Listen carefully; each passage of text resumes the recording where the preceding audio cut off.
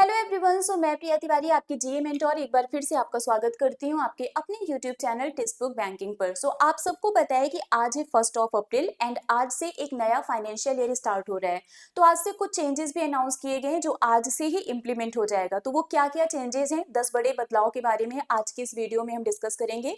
तो सबसे पहले तो आप अपना डिजिटल अटेंडेंस मार्क कर देना, सेशन को लाइक करके वीडियो को शेयर कर देना सो दैट मैक्सिमम लोगों तक ये वीडियो पहुंच सके, क्योंकि ये जो चेंजेस हैं ये आपको, मुझे, हर किसी को जानना जरूरी है। तो जितना आप इस वीडियो को शेयर कर सकते हैं उतना ज्यादा शेयर कर देना सो दैट हर किसी को पता चल सके कि 1 अप्रैल से क्या क्या चेंजेस अनाउंस किए गए हैं, क्योंकि ये सबको जानना जरूरी है।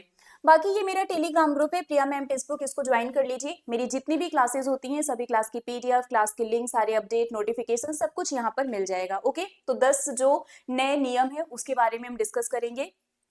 चेंजेस आपको देखने को मिलेंगे कुछ अर्निंग और टैक्सेस से रिलेटेड, ट्रेवल एंड मोबिलिटी से रिलेटेड, बैंकिंग एंड सिक्योरिटी से रिलेटेड एंड आइडेंटिटी वैलिडेशन से रिलेटेड। इन सब में कुछ चेंजेस अनाउंस किए गए हैं, उसी के बारे में हम आज यहाँ पर डिस्कस करने वाले हैं।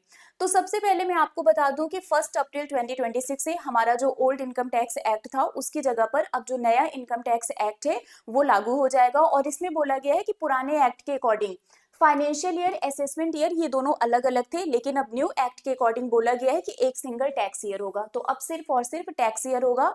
इसके अलावा बोला गया है कि ITR 3 और ITR 4 को फाइल करने की जो डेडलाइन है इसको बढ़ाकर 31 अगस्त 2026 कर दिया गया है। तो ये भी आप याद रखिएगा कि इसको बढ़ाकर जो डेट है, डेडलाइन है, वो 31 अगस्त कर दिया गया है। ठीक है।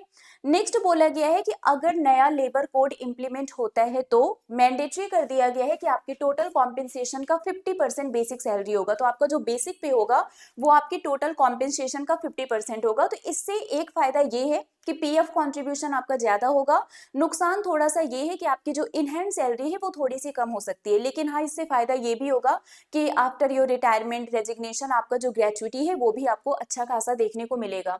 तो कंपनीज को यहाँ पर मैंडेटरी कर दिया गया है, they must keep basic pay at 50% of the total salary. तो इससे आपकी जो टेक होम सैलरी है वो थोड़ी सी कम हो सकती है, पीएफ आपका ज्यादा होगा और आपकी ग्रेचुइटी इंक्रीज होगी एट रेजिग्नेशन एंड रिटायरमेंट। तो पीएफ में ज्यादा पैसा जाएगा और रिटायरमेंट नौकरी छोड़ने पर ग्रेचुइटी की रकम बढ़ जाएगी, बट आपकी जो इन हैंड सैलरी है वो थोड़ी सी कम हो सकती है, क्योंकि बेसिक पे आपका जो बेसिक सैलरी है वो आपकी टोटल कॉम्पेंसेशन का 50% होगा। ठीक है।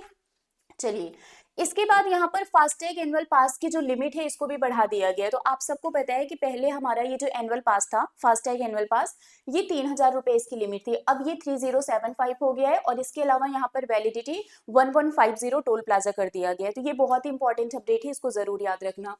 नेक्स्ट बोला गया है रेलवे कैंसिलेशन का, कि अगर आप अपने टिकट को कैंसिल करवाते हैं, रेलवे टिकट आपने बुक किया, आप उसको कैंसिल करवाते हैं, तो जो आपको रिफंड मिलेगा वो अब डिपेंड करेगा कि आप कितना पहले या फिर कितना लेट कैंसिल करवा रहे हैं। अगर आप 72 आवर के पहले कैंसिल करवाते हैं तो मैक्सिमम रिफंड आपको मिल जाएगा। अगर 24 to 72 आवर है तो 25% डिडक्ट हो जाएगा। अगर 8 to 24 आवर है तो 50% डिडक्शन होगा और अगर लेस देन 8 आवर है तो 0% रिफंड होगा। ठीक है, और डिपार्चर आपका हो जाएगा। तो यहाँ पर रेलवे टिकट कैंसिलेशन का भी जो है रूल चेंज हुआ है। अब ये डिपेंड करेगा कि कितना पहले आप टिकट कैंसिल करवा रहे हैं। ई टिकट का पैसा अपने आप आपके अकाउंट में आएगा और ट्रेन छूटने से 30 मिनट पहले तक आप अपने बोर्डिंग स्टेशन को बदल सकते हैं। तो ये उनके लिए बहुत ही बेनिफिशियल होगा जहां पर ज्यादा मतलब प्लेटफॉर्म्स होते हैं। तो ट्रेन छूटने से 30 मिनट पहले तक आप अपना बोर्डिंग स्टेशन बदल सकते हैं। ठीक है, ये भी यहाँ पर अलाउ कर दिया गया है। नेक्स्ट, पैन कार्ड के लिए भी नियम बदले गए हैं। अब यहाँ पर बोला गया है, पहले क्या होता था कि पैन कार्ड के लिए आधार कार्ड से आपका काम चल जाता था। ठीक है, 1 अप्रैल 2026 से अब यहाँ पर नियम को चेंज कर दिया गया। यहाँ पर बोला गया है 1 अप्रैल 2026 से सिर्फ आधार कार्ड ही काफी नहीं होगा, आपको birth certificate, voter ID, 10th marksheet, passport, driving licence, magistrate affidavit, मतलब बहुत सारे डॉक्यूमेंट्स की जरूरत होगी। तो पैन कार्ड के लिए अब सिर्फ आधार कार्ड आपका काफी नहीं होगा, इनफ नहीं होगा। अब आपको यहाँ पर इन सारे डॉक्यूमेंट्स की भी जरूरत पड़ेगी, मतलब मल्टीपल डॉक्यूमेंट्स की जरूरत पड़ेगी। ठीक है, ये हो गया। दूसरा, गोल्ड बॉन्ड टैक्सेशन की बात की गई है कि अगर सोवरेन गोल्ड बॉन्ड ये जो है ना, आप इसको स्टॉक मार्केट से परचेस करते हैं तो 12.5% टैक्स अप्लाई होगा। बट अगर आप इसको डायरेक्टली आरबीआई से परचेस करते हैं तो ये टैक्स एग्जेम्प्ट होगा, टैक्स से छूट मिलेगी। तो याद रखिएगा, अगर आप सोवरेन गोल्ड बॉन्ड को शेयर मार्केट से खरीदते हैं तो 12.5% का टैक्स यहाँ पर एप्लीकेबल होगा। बट अगर डायरेक्टली आरबीआई से खरीदेंगे तो टैक्स छूट मिलेगी यहाँ पर। ठीक है, इस बात का ध्यान रखिएगा। नेक्स्ट यहाँ पर बात की गई है एटीएम ट्रांजेक्शन लिमिट की। एटीएम ट्रांजेक्शन पर अब आपको कुछ लिमिटेड फ्री ट्रांजेक्शन ही देखने को मिलेंगे। तो एटीएम में आपको लिमिटेड फ्री ट्रांजेक्शन देखने को मिलेगा, जैसे कि एचडीएफसी ने इन्होंने बोला है कि 5 फ्री एटीएम यूजेज हैं, बट उसके बाद अगर आप कैश विड्रॉ करते हैं तो पर यूपीआई कैश विड्रॉल आपको 23 रुपीज पे करना पड़ेगा। ठीक है, ये एचडीएफसी का एक एग्जाम्पल है। मतलब एटीएम ट्रांजेक्शन में भी आपको लिमिटेड फ्री ट्रांजेक्शन मिलेगा। इसके बाद टू फैक्टर ऑथेंटिकेशन को मैंडेटरी कर दिया गया है डिजिटल पेमेंट के लिए। डिजिटल पेमेंट के लिए पहले क्या होता था, सिर्फ ओटीपी से काम चल जाता था। ठीक है, लेकिन अब आपको टू फैक्टर ऑथेंटिकेशन देखने को मिलेगा, सिर्फ ओटीपी से काम नहीं चलेगा। ओटीपी के अलावा पिन और बायोमेट्रिक की भी जरूरत पड़ेगी। दैट मीन्स डिजिटल पेमेंट में इन्होंने टू फैक्टर ऑथेंटिकेशन को मैंडेटरी कर दिया है। तो यहाँ पर ओटीपी के अलावा पिन और बायोमेट्रिक की भी जरूरत पड़ेगी। ठीक है, तो डिजिटल पेमेंट में अब डबल सुरक्षा होगा। अब सिर्फ ओटीपी डालकर पेमेंट पूरा नहीं होगा, या ट्रांजैक्शन के लिए टू फैक्टर ऑथेंटिकेशन जरूरी होगा। ये इंपॉर्टेंट है। ठीक है, इससे क्या होगा कि जो ज्यादातर स्कैम्स होते हैं, डिजिटल फ्रॉड वगैरह होता है, वो अब नहीं होगा। ठीक है, तो यहाँ पर ये जो मेजर चेंजेस थे जो आज से 1 अप्रैल से एप्लीकेबल हो रहे हैं वो मैंने आपको बता दिया। आई रियली होप सो कि यूजफुल सेशन आपके लिए ये रहा होगा। बहुत सारी ये सारी चीजें एक्चुअली आप लोगों के लिए जानना जरूरी है, तो इसको याद रखिएगा और वीडियो शेयर कर देना, सो दैट मैक्सिमम लोगों तक ये वीडियो पहुंच सके और सबको पता चल सके कि 1 अप्रैल से क्या क्या चेंजेस हुए हैं, क्या क्या बदलाव अनाउंस किए गए हैं। ठीक है, बाकी अगर आप किसी भी कॉम्पिटेटिव एग्जाम की प्रिपरेशन कर रहे हैं, बैंक, एसएससी, रेलवे, टीचिंग, किसी भी एग्जाम की, तो आप सुपर पास में एनरोल करवा सकते हैं। सुपर पास में आपको हर एक एग्जाम, हर एक सब्जेक्ट के लिए live plus recorded videos, study note, previous year paper, mock test, सब कुछ मिलेगा सिर्फ और सिर्फ एक सब्सक्रिप्शन में।